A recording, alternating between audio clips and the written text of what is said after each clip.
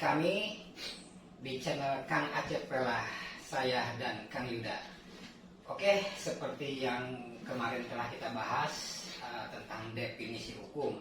Sekarang saya akan mencoba nih bertanya dengan Kang Yuda yang berkaitan dengan DC mungkin Kang ya, atau mungkin lebih spesifiknya dia itu berhubungan dengan leasing. Oh ya. Dengan finance. Ya. Gitu.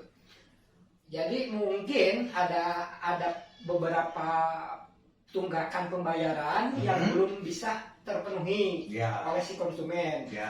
Entah 1 bulan atau 2 bulan. Gitu ya. Tapi kemungkinan mungkin sekitar 2 bulanan lah. Dia belum memenuhi kewajiban untuk membayar angsuran. Tiba-tiba dia didatangi oleh debt collector yang mengatasnamakan finance. Gitu. Nah, apakah itu dalam aturan finance boleh menggunakan jasa debt collector, Pak Yuda? Ini berarti kita bahas kalau masalah finance itu berarti tentang keperdataannya. Perdata ya. Perdata ya. Betul. Perdata. Jadi gini kan Cep ya, kalau masalah finance atau pelaku usaha itu menggunakan pihak ketiga, jasa pihak ketiga yaitu DC seperti DC, debt collector ya. Fenomena sekarang itu kan sebenarnya sah-sah saja. Secara hukum. Kalau dasar hukumnya tidak ada. Tidak ada. Dasar hukumnya tidak ada. Tapi sah-sah saja. Gitu. Selama mereka melakukan tugasnya dengan tidak melanggar hukum. Iya. Gitu. Sorry burungnya gatel. Lanjutkan. Iya siap Bang. Jadi sah-sah saja ya. Nah, kalau seandainya artinya ya banyak keluhan lah dari pihak konsumen. Kebetulan ini pengaduan dari konsumen ya. Jadi kita bahas keluhan-keluhan dari konsumen tersebut. Artinya banyak yang sekarang tuh sedang fenomenal nih kejadian-kejadian seperti kendaraan direbut paksa atau diambil paksa. Oh iya, di jalan gitu. Atau bahkan di rumah. Di rumah dijemput gitu. Nah, kalau seandainya tidak ada di rumah, di jalan pun diambil paksa. Ini kan artinya dari segi etikanya itu jelas-jelas kan tidak beretika. Gitu. Apakah dari segi hukumnya seperti apa? Gitu, tolong dijelaskan Kak. Jadi gini ya, kita bicara mungkin netizen belum ada yang paham juga ya definisi leasing itu apa. Nah, definisi leasing itu jadi sewa guna usaha dalam jangka waktu tertentu, berdasarkan pembayaran secara berkala. Jadi diangsur itu ditentukan dengan kontrak. Misalkan termnya 36 bulan atau 3 tahun ya. Berapa lama gitu ya. Nah itu dasar hukumnya itu keputusan Menteri Keuangan nomor 1169 tahun 91. Itu udah diatur di sana tentang sewa guna usaha. Jadi setiap transaksi sewa itu wajib diikatkan dalam suatu perjanjian. Dalam suatu perjanjian ya. Terus Permenq itu apa? Peraturan Menteri Keuangan. Peraturan Menteri. Nomor 130 tahun 2012 juga itu telah melarang penggamilan unit secara paksa. Telah melarang. Tahun berapa kan? Tahun 2012 ya, Peraturan Menteri Keuangan nomor 130. Itu yang isinya itu dilarang menarik secara paksa kendaraan yang gagal bayar. Gagal bayar artinya ada keterlambatan tadi. Ya kan one prestasi itu kan ada beberapa kategori ya Pak Acep ya. One prestasi itu cedera janji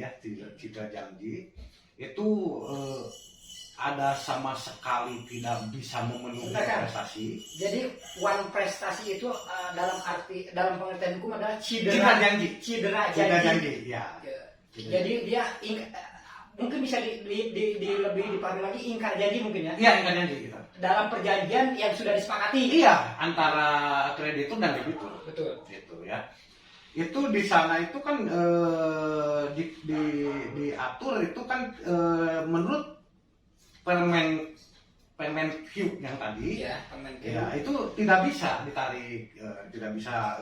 Terus saya tadi kan sudah sampaikan bahwa ingkar janji itu atau wan prestasi itu ada beberapa ya.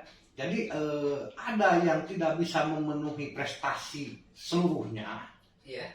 atau ada yang bisa membayar tapi tidak sesuai, itu tidak sesuai dengan yang diperjanjikan gitu, sebagian gitu, sebagian. Nah, kita kembali lagi ke bicara masalah penarikan unit di jalan. Iya. Nah, kalau penarikan unit di jalan itu jelas-jelas itu bisa dipidana, Kang Aceh. Si depositornya. Iya, si pelakunya bisa dipidana. Itu bisa dijerat sama pasal 368. Apa tuh bunyi pasalnya? Di sana itu diatur tentang pemerasan dan dengan ancaman. Itu dan ancaman hukuman tidak main-main, Kang Aceh 9 tahun loh. 9 tahun itu ancamannya. Jadi masuk kategori pemerasan. Pemerasan dan dengan ancaman. Perampasan ya. Perampasan, ya. Bukan perampasan dengan ancaman. Perampasan dengan ancaman. Dengan ancaman. Itu bisa dijerat juga sama pasal 365. Pasal 365. 365 pencurian dengan kekerasan. Bisa perampasan, Bisa pencurian dengan kekerasan, itu sama ancaman 9 tahun juga. Walaupun dia mengatasnamakan dari finance. Iya, dari finance. Dan kalau misalnya kita di jalan diberhentikan sama DC, kita juga kan harus cerdas, Aceh. Iya. Tanya identitasnya, gitu kan, terus surat kuasanya mana dari pihak finance, biasanya kan ada surat kuasa. Betul. Gitu kan, harus. Nah, kalau seandainya ternyata identitasnya ada, dia punya, terus surat kuasanya juga ada, ya. Apakah masih tetap bisa dikatakan perampasan atau pencurian? Itu kalau tetap menarik unit di jalan tetap bisa. Walaupun dia punya surat tugas dari mana? Iya, bisa. Karena secara undang-undang surat tugas itu gugur secara hukum. Itu tidak diatur. Tidak diatur ya. Tidak diatur secara hukum, tidak diatur memberikan kewenangan ke pihak ketiga. Iya. Karena dalam perjanjian tidak ada pihak ketiga. Tidak ada. Oke. Pihak ketiga gitu. Oke. Itu jadi yang bisa disampaikan untuk masalah DC yang pengambilan di jalan. Oke. Gitu. Nah, terus kita bicara lagi sekarang tentang perjanjian itu sendiri, Kang Aceh. Perjanjian mungkin dulu dikenal dengan fidusia ya. Ya, fidusia. Jadi kalau misalnya syarat sahnya perjanjian itu diatur di Kitab Undang-Undang Hukum Perdata. Gitu. Di sana di pasal 1320 itu syarat sahnya perjanjian itu ada 4. Syarat sahnya perjanjian itu Ada 4. Ya, yang pertama sepakat. Sepakat itu jadi dua belah pihak sepakat untuk mengadakan perjanjian tersebut. Oke. Nah, terus cakap.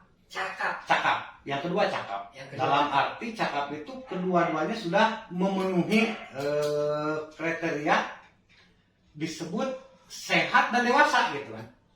Sehat dan dewasa. Gitu, cakap. Gitu. Tidak ada paksaan gitu, cakap ya. Tidak ada pengaruh dari yang lain. Okay. Terus yang ketiga itu suatu hal tertentu. Jadi ada yang diperjanjikannya. Apa yang diperjanjikannya? Yang diperjanjikan misalnya antara si kreditur dengan debitur, misalnya ya tentang leasing tadi, si debitur membeli suatu barang ya, dengan cara diangsur. Gitu. Oke. Gitu. Terus yang keempatnya itu sebab yang halal. Iya, jadi kalau misalnya perjanjian bertentangan dengan undang-undang itu tidak bisa. Jadi gugur. Maksudnya gimana kan? Jadi pasal 1320 itu di nomor 4 itu jadi sebab yang diperjanjikan itu yang halal gitu. Yang halal. Jadi yang diperbolehkan sama hukum. Artinya kita membeli barang dengan taruhlah kendaraan ya, dengan sistem dicicil dan kendaraan itu jelas asal usulnya. Nah, gitu Kang Acep. Jelas asal usulnya kepemilikannya Absa gitu Ya, kan. karena kan kita tidak berbicara yang baru aja, yang second juga ya. Iya. Second juga artinya kita beli kendaraan jelas surat-suratnya, pajaknya jelas. Nah, itu yang dikatakan sebab yang halal. Sebab yang halal. Sebab Oke. yang halal. Bisa dipahami kan? Bisa. Ya. Oke. Nah, apabila si konsumen tersebut mengalami hal seperti itu di jalan, itu satu bisa menempuh jalur pidana dan bisa menempuh jalur perdata juga. Nah, itu kalau misalnya merasa dirugikan oleh pihak finance, itu bisa mengadukan ke BPSK, Pak. Kang Acep. BPSK. BPSK itu Badan Penyelesaian Sengketa Konsumen. Ini saya baru dengar nih. Ada itu di pihak-pihak kota itu ada. Ada ya? Ada BPSK. Itu berbentuk lembaga atau? Lembaga BPSK itu jadi semacam pengadilan lah. Gitu. Sama hukum acaranya ada. Ini yang baru saya kayaknya, atau mungkin saya yang memang tidak gaul kali ya. Iya. BPSK ini. Ya, itu kan dasarnya dari pasal 23 Undang-Undang Nomor 8 tahun 99 tentang perlindungan konsumen. Tapi di sana mencakup luas, tidak terbatas masalah leasing saja. Iya. Nah, seperti sekarang Kang Acep misalnya merasa dirugikan sama perusahaan apa gitu kan. Oh, itu mungkin sama dengan LBH? BPSK itu? Beda Kang Acep. Beda ya? Beda Kang Acep. Jadi tempat pengaduan konsumen. Tempat pengaduan konsumen. Yang merasa dirugikan. Berarti BPSK itu berhubungan dengan jual beli mungkin ya? Ya seputar itu ya undang-undang konsumen itu. Ya, berhubungan dengan konsumen. Kalau LBH mah kan umum sih Pak. Iya. Gitu. Jadi tidak mencakup masalah leasing saja. Iya. Gitu. Jadi kalau Kang Acep secara contoh kasus ini kan lah. Misalnya belanja apalah di supermarket gitu ya. Ternyata pas barang yang dibeli sudah daluarsa nih. Bisa Kang Acep mengadukan ke sana. Bisa. Atau begitu saya lihat, ini satu lagi menarik nih Kang Yudan. Begitu saya lihat di tampilan displaynya ada presisi kan, ada harga kan? Ya, bilang harga di sana. Begitu, wah ini lumayan nih murah nih 50.000. Begitu saya datang ke kasir ternyata diklik di kasir itu jadi 75.000. Nah itu bisa diadukan Kang Acep. Asal ada bukti. Betul. Ada bukti. Jadi kalau di perdata itu, jadi prinsipnya gini Kang Acep. Siapa yang mendalilkan itu harus bisa membuktikan. Gitu. Kalau Kang Acep mendalilkan di sini ada pelanggaran hukum, berarti Kang Acep harus bisa membuktikan. Oke. Gitu. Itu prinsip hukum di perdata itu. Oke. Gitu. Jadi Kang Acep datang ke BPSK. Kalau di Tasikmalaya di sini kantornya di depan Unsil. Ada biaya administrasi untuk pengaduan seperti itu? Free, Kang Acep. Gratis itu. Terus kalau memang kita lanjut, ternyata lanjut, berarti kan saya harus jadi saksi kan? Saksi korban. Saksi korban. Jadi Kang Acep itu prosedurnya seperti gini. Kang Acep merasa dirugikan, terus datang ke sana. Di sana ada form isian. Oh ya Kang Acep, kalau misalnya Kang Acep butuh bantuan lawyer juga bisa Kang Acep. Bisa ke BPSK pakai jasa pengacara, bisa didampingi sama pengacara. Kang Acep datang ke sana juga bisa sendiri, tidak diwakilkan sama kuasa hukum juga bisa. Di sana ada form isian yang sifatnya kronologis kejadian. Oke, saya cut dulu, Kang. Ini himbauan ya, karena ini saya sendiri mengalami, bahkan banyak postingan-postingan juga, baik di Facebook, baik di YouTube, ada salah satu katakanlah supermarket gitu ya, yang selalu memasang display beda harga di sana sekian, begitu datang ke kasir jadi sekian, atau kita ngambil 2 piece, kenapa di kasir jadi 3 piece? Jadi saya himbau untuk para pengusaha lah, gitu. Karena saya juga pengusaha sebetulnya gitu ya. Maaf, bukan sombong nih. Artinya, ayolah jangan bermain seperti itu, karena jangan sampai Anda tersandung oleh hukum. Iya. Gitu. Mungkin berbisnislah dengan baik. Ya, berbisnislah dengan baik. Jangan sampai ada yang dirugikan. Yang namanya bisnis itu sama-sama menguntungkan. Saya butuh barang, Anda butuh keuntungan, tapi dengan cara yang benar, tidak melanggar hukum. Oke, dilanjutkan. Ya. Jadi kita Pak Acep, untuk acara di BPSK sama seperti di pengadilan. Jadi agenda pertama itu nanti dipanggil pelaku usahanya, dipanggil, diketemukan klarifikasi, ya mediasi di sana. Kalau bisa diselesaikan, ya bisa itu diselesaikan secara musyawarah. Oke. Difasilitasi sama BPSK itu. Apabila tidak terjadi kesepakatan, masuklah kepada pokok perkara. Sebentar, ini kita masih membahas seputar basic kan? Basic kan? Oke. Kalau misalnya ada debitur yang merasa dirugikan, ditarik di jalan seperti yang tadi kita bicarakan, itu bisa secara pidana, kata saya juga kan, bisa secara perdata. Kalau ke perdataannya, larinya ke BPSK, bikin pengaduan di sana. Nanti pihak dari leasing di sini, bisa dikatakan seperti itu ya, nanti dipanggil untuk mediasi, diklarifikasi. Gitu. Nanti ada beberapa tahapan di sana untuk menyelesaikan permasalahan tersebut. Cuma apabila tidak terjadi kesepakatan antara debitur dan kreditur, itu bisa langsung nanti disidangkan di BPSK, sama seperti pengadilan negeri. Gitu. Jadi nanti disidangkan, masuk pada pokok perkara, pemeriksaan saksi-saksi, pembuktian, sampai putusan. BPSK juga kan nanti ada putusannya kan. Biasa kan ada hakimnya di BPSK tersebut. Nah, apabila salah satu pihak yang boleh dikatakan dimenangkan lah dalam hal ini, misalnya dimenangkan sama pelaku usaha atau dimenangkan sama konsumen. Nah, itu tahapan selanjutnya mengajukan keberatan. Nah, jadi di sini tidak ada banding, tidak ada kasasi, Kang Acep. Jadi mengajukannya keberatan, dan itu berhenti sampai di keberatan. Jadi tidak ada upaya hukum lain. Kemana keberatannya ditujukan? Keberatannya ditujukan ke pengadilan negeri. Nah, gitu. Jadi pihak yang dikalahkan bisa mengajukan keberatan ke pengadilan negeri. Gitu. Sama nanti tahapan persidangan di pengadilan negeri juga nanti kita bahas di segmen selanjutnya ya. Gitu. Jadi Intinya nih, Kang Yuda. Ya. Apa yang harus kita tempuh gitu ya, seandainya kita memang 2 bulan atau bulan ketiga kita memang belum siap untuk melakukan pembayaran yang sesuai perjanjiannya tadi gitu ya. Artinya apa yang harus kita tempuh sebagai konsumen? Apakah kita datang ke kantor finance? Bagusnya seperti itu kan? Dengan cara baik-baik. Iya, kooperatif kita kooperatif, datang ke sana, ke pihak pelaku usaha. Biasanya 2 bulan belum terbayar, biasanya kan suka ada panggilan nih. Ya, ada SP dulu kan? Iya. Nah, itu kita datang aja gitu ya. Datang aja. Kan dengan secara baik-baik. Nanti kan ada somasi dari pihak finance. Jadi kita datangin aja, kita kooperatif, kita sampaikan apa kendala kita, gitu kan. Terangkan aja gitu seperti apa kondisi usaha kita, keuangan kita gitu. Jadi kalau seandainya kita sudah menempuh cara seperti itu, dengan cara musyawarah nanti ya selesainya ya.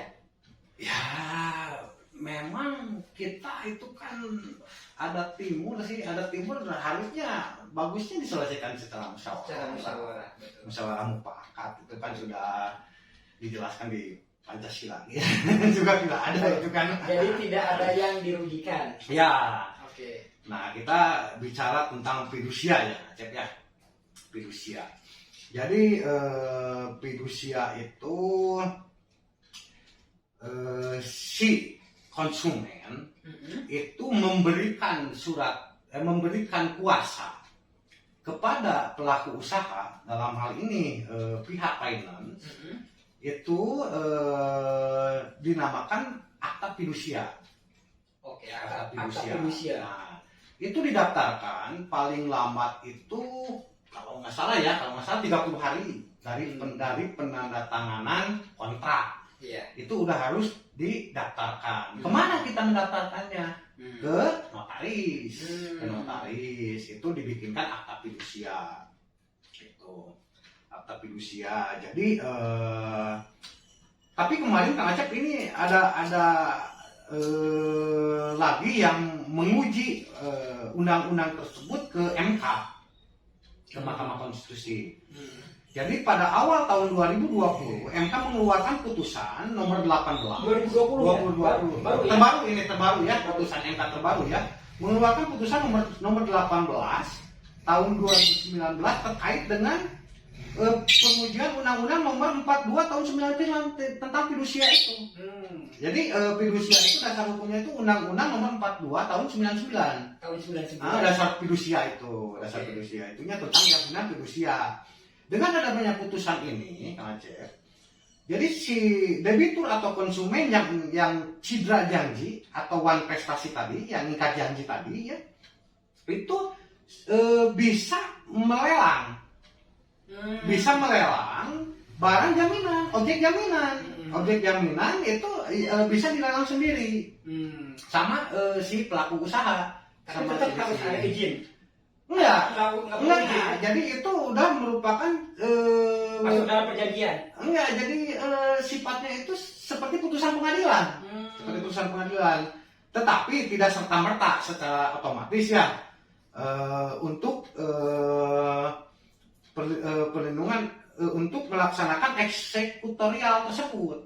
Gitu. Jadi sebelum putusan MK diberlakukan, meskipun itu sudah didaftarkan dibikinkan akte fidusia, jadi tahapan pihak pelaku usaha itu kalau menurut prosedur hukum, Kak Acep ya, menurut prosedur hukum itu harus dilakukan gugatan secara perdata dulu ke pengadilan. Secara perdata dulu dia jadi di sana mendaftarkan gugatan wan prestasi namanya, ya ikat janji tadi gitu. Nanti kalau udah ada putusan pengadilan dan memenangkan si pelaku usaha, baru nanti pengadilan memerintahkan jurusita untuk mengambil objek jaminan. Nah, itu baru bisa nanti dilelang berapapun hasil lelang tersebut, nanti dikurangi dulu kepada kewajiban si konsumen. Gitu. Baru kalau ada sisa itu dikembalikan ke konsumen. Begitu kalau prosedur hukumnya. Ya, memang ribet dan berbelit-belit dan memakan waktu lama. Kenapa sekarang berjamur DC atau lebih dikenal Matel? Mata elang. Mata elang itu ya, Matel itu yang di jalan-jalan itu ya. Jadi kebanyakan pelaku usaha itu mengambil jalan pintas. Jalan pintas jadi supaya cepat permasalahan ini bisa selesai. Bagaimana caranya supaya tidak berbelit-belit gitu kan? Akhirnya diambillah jalan pintas seperti itu. Nah, kebanyakan masyarakat awam itu kan kalau misalnya kita kredit mobil atau motor itu kan suka kita disodori kontraknya. Sementara kontrak itu kan tebalnya itu berapa halaman? Karena nggak dibaca. Itu yang akan saya sampaikan Aceh. Oh gitu ya. Karena si konsumen sudah merasa bahagia, bangga lah bisa memiliki mobil atau motor baru, itu kebanyakan tidak dibaca itu Kang Aceh. Jadi tanda tangan saja. Dan kadang-kadang pihak dari finance juga tidak baca dulu. Iya. Tanda tangan di sini. Tanda tangan aja. Harusnya kan, ayo kita sama-sama baca dulu. Bagusnya begitu Kang Aceh. Baik dari pihak finance, baik dari pihak konsumen. Karena pihak finance juga mengingatkan, Pak, lebih baik kita baca dulu. Iya, bagusnya seperti itu. Setelah dipahami baru silakan tanda. Bagusnya gitu. Jadi dalam hal ini pun kan saya tidak berpihak kepada siapapun. Iya. Ini dua-duanya sama. Iya. Yang dari pihak yang menyodorkan surat tanda tangan, yang pihak konsumen pun tidak mau membaca dulu tanda tangan aja. Begitu Kak Aceh. Jadi kita tidak mendiskreditkan pihak tertentu ya. Pihak manapun. Jadi kita bicara di sini di tengah-tengah. Bagusnya. Ya. Kita mewakili pelaku usaha dan mewakili konsumen juga. Betul. Gitu. Kita paparkan tadi panjang lebar apa hak dan kewajiban pelaku usaha, apa hak dan kewajiban konsumen. Betul. Jangan sampai konten ini dijadikan alat sama konsumen dalam tanda petik yang nakal. Betul. Gitu ya. Karena banyak yang dipindah tangankan gitu kan. itu udah bukan rahasia umum lagi Kang Acep. Ya. Selama dalam kredit itu baik mobil atau motor tersebut karena merasa tidak bisa melanjutkan pembayaran, itu banyak yang dipindah tangankan Kang Acep. Yang paling parahnya dipindah tangankan kepada satu organisasi. Oh ya, Kang Acep itu banyak ya, di backup sama organisasi LSM. tertentu ya, Kang Acep. Ya banyak lah Oke. gitu Nah, ya. kita tidak berbicara lanjut tentang LSM, Ah. kita hanya sepintas saja lah.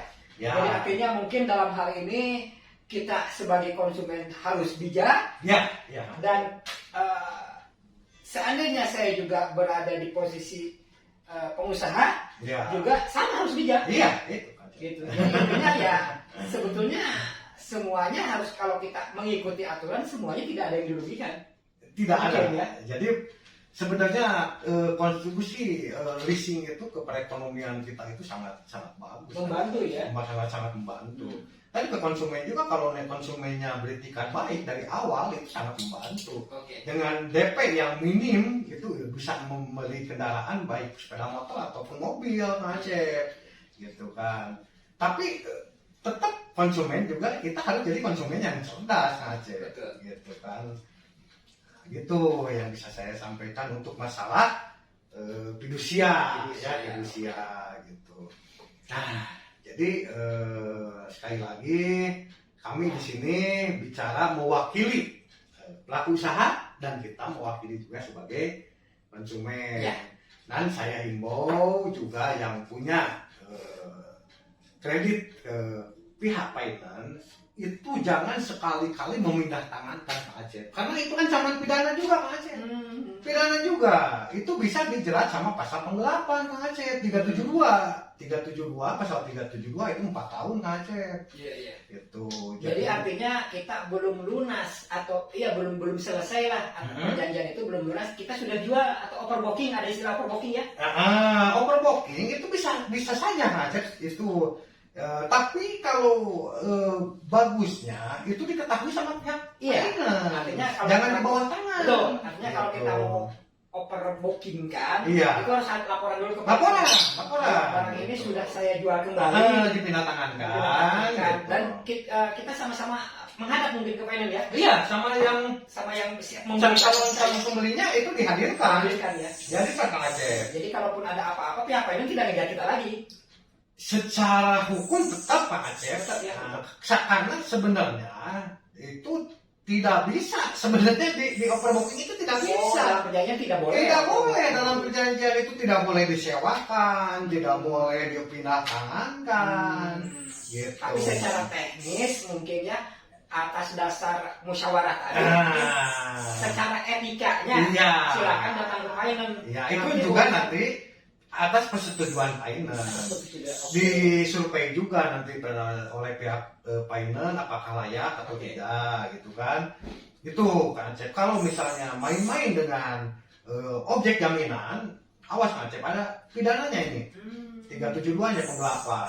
Terus berantai Kang Acep, kemana ini unit tersebut dipindah tangankan? Itu yang memindah tangankan itu Bisa dikatakan yang penada. penada itu, yang menerima ya. Walaupun dia beli, Walaupun dia beli, itu bisa udah pidana semuanya. Jadi 480 penada, 372-nya penggelapan.